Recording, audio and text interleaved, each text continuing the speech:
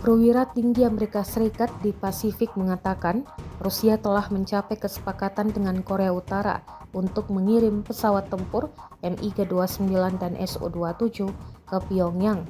Aviation Week melaporkan Senin 9 Desember 2024. Transfer jet Rusia itu sebagai imbalan bagi Korea Utara karena telah mengerahkan tentara guna membantu invasi Moskow ke Ukraina, kata laporan tersebut. Laksamana Samuel Paparo, Komandan Komando Indo-Pasifik Amerika Serikat, mengatakan pada 7 Desember kalau Korea Utara memberikan tentara tersebut kepada Rusia tanpa diminta. Penempatan itu ditawarkan dan diterima.